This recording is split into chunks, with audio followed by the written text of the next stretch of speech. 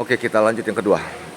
Atas perintah dan pada waktu itu adalah kejadian di kota Cirebon di 2000 berapa?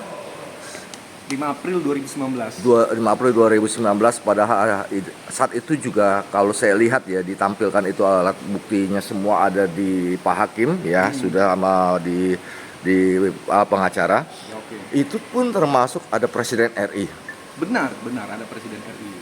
yaitu Bapak Insinyur Joko Widodo, sekarang mantan ya kan. Ya. Oke, sudah menjadi sipil. Dan kedua, itu Ibu Sri juga ada berfoto bersama Megawati. Ibu Megawati Soekarno Putri, Puan Maharani. dari orang-orang tertinggi di PDIP ya. Benar sekali. PDIP. Nah, terus di situ ada beberapa juga ya, Para petinggi-petinggi daripada pemerintahan, dan waktu sidang Prapit juga hadir ya, perwakilan daripada kementerian apa itu? Kementerian Desa. Kementerian Desa juga. Dari Betul. perwakilan dari Presiden RI sempat hadir. Sempat. Sempat hadir. Nah, dari perwakilan Presiden RI sempat hadir, dari kementerian juga hadir pada sidang Prapit. Ini kan ada itikat baik bahwa Presiden RI pada waktu itu adalah menghormati hukum. Nah, bagaimana menurut Anda? Ini anggota DPR dengan Pak Dadang tidak bisa hadir. Itu dia, sebenarnya memang kalau kita mau cari fakta atau kebenaran materi dalam persidangan ini, Majelis Hakim harusnya mengusahakan Dadang Miswati dan Prof. Rohmin Dahuri untuk hadir. Cuman kan dalam hal ini pada kenyataannya tidak hadir ya. Nah, kalau seandainya tidak hadir, harusnya dalam Kitab Undang-Undang Hukum Acara Pidana kita, setiap hal-hal yang multitafsir, ya kan? Setiap hal-hal yang harusnya dibuktikan jaksa namun tidak dapat dibuktikan dengan alasan apapun, maka Majelis Hakim harus memutuskan sesuatu yang paling meringankan daripada terdakwa. Ini kan dua sudah tidak ada ditampilkan di persidangan saksinya. Jadi mungkin harapan kami Majelis Hakim mempertimbangkan hal-hal yang paling meringankan atas konsekuensi dua saksi yang tidak hadir. Karena dua ini yang sebenarnya harus dihadirkan. Kenapa? Satu, Dadang Miswati adalah merupakan ketua daripada Kopjaganti dan juga penandatangan MOU yang menjadi barang bukti daripada jaksa penuntut umum. Sekali lagi bro, penandatangan Pihak penandatangan kan ada dua nih. Pihak pertama dan pihak kedua. Pihak pertama itu siapa? Ketua Kopjaganti. Pihak kedua siapa? Almarhum, ya kan? Yang dalam hal ini dalam fakta persidangan sudah meninggal, ya kan? Direktur daripada PT Adirayan Teknologi. Nah, seperti itu. Beliau inilah Pak Dadang dan korban yang merupakan sudah meninggal inilah yang penandatangan daripada perjanjian atau MOU. Sedangkan daripada si klien kita hanya bersifat mengetahui. Jadi kesepakatan itu sebenarnya adalah antara Pak Dadang dengan korban yang sudah almarhum. Jangan ditanyakan sama klien kita, ya kan? Sementara klien kita hanya menjalankan tugas daripada ketua Kopjaganti, seperti itu. menurut Pak pengacara ada apa sampai seperti hal tersebut? Nah itulah Apakah ada udang di balik bakwan, di atas bakwan, atau? Itulah yang kita sangat sesalkan ya. Sangat sesalkan. Pertama, tidak melihat fakta persidangan gitu kan. Mungkin jaksa penuntut umum hanya berpatokan atau bertujuan untuk membuktikan dalilnya atau dakwaannya. Padahal kan sebenarnya penegak hukum harus mencari kebenaran material, menegakkan keadilan karena pengadilan adalah tempat orang untuk mencari keadilan.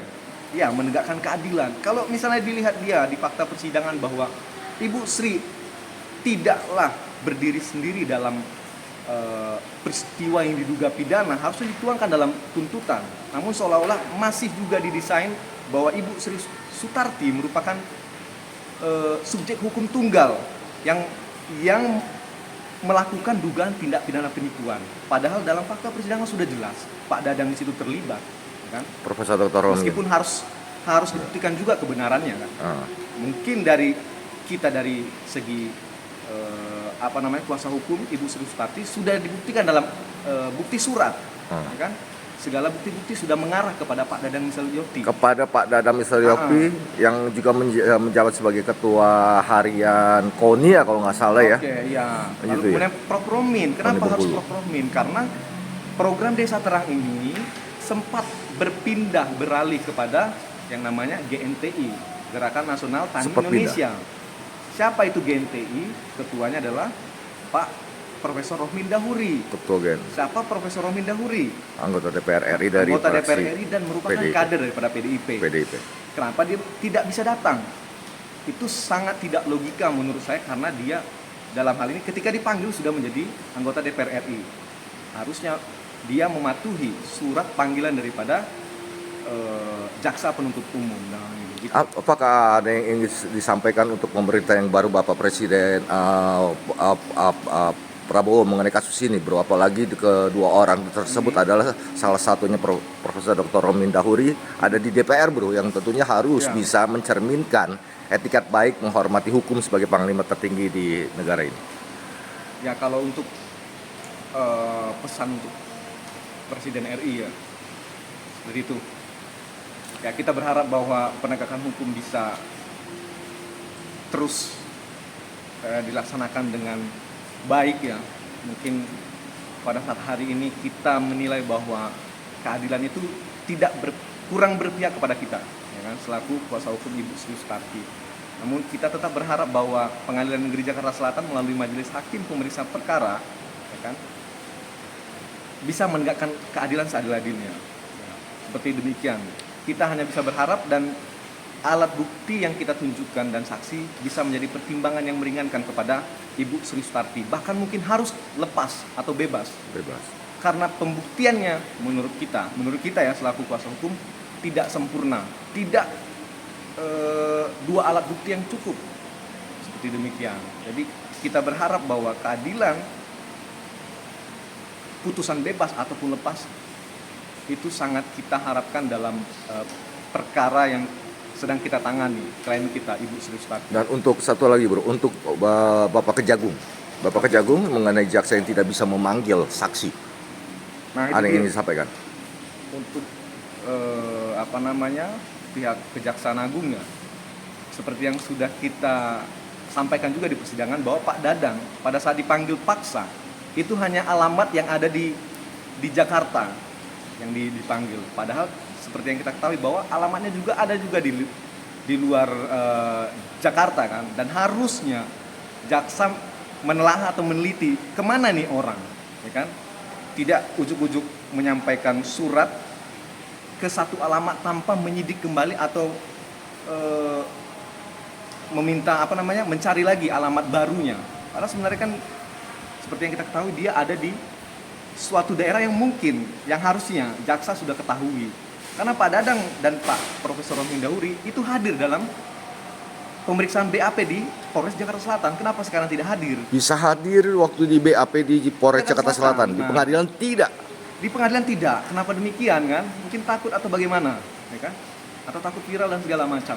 Oh, sudah viral, Bu, 3 juta penonton yang di TikTok, sama itu. satu lagi sampai 2 juta ya, 1,9. Itu mungkin bagi untuk Bapak Jaksa Agung mungkin bisa dilihat dari kinerja daripada jaksa, ya kan, jaksa yang menuntut perkara ini kami rasa tidak maksimal, ya kan?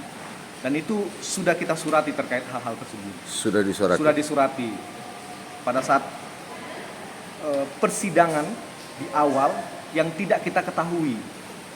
Jadi 3 jam sebelum sidang perdana pembacaan dakwaan barulah kita ketahui itu sidang. Sangat aneh ya. Nah, dan pada saat itu masih dalam kondisi atau tahap pra-peradilan. Nah, itu sangat tidak elok rasanya kita sedang melakukan upaya hukum pra-peradilan, namun jaksa secara diam-diam memasukkan perkara ini ke Pengadilan Negeri Jakarta Selatan, dan kita baru tahu 3 jam sebelum sidang perdana pembacaan dakwaan. Ada apa ini ya, Pak Kejagung, tolong diselidikin. Nah, ada apa ini? Nah, kita hanya bisa bersurat secara resmi, dan itu sudah kita lakukan. Kita tujukan kepada jaksa pengawasan ya, jaksa yang menangani terkait pengawasan kinerja daripada jaksa. Jadi kalau kita sudah bersurat, tinggal respon daripada Jamwas ya, Oh. jaksa pengawasan untuk menilai dan menindak jaksa yang bersangkutan. Gitu. Soalnya kalau apakah masih juga berlaku slogan-slogan no fear and no justice? Kita tidak menutup kemungkinan atau kita tidak lepas berharap bahwa keadilan masih ada. Gitu. Oke. Itu aja sih. Ada lagi bro? Itu aja. Oke, makasih ya bro ya. Sip. Selamat sore bro. Oke.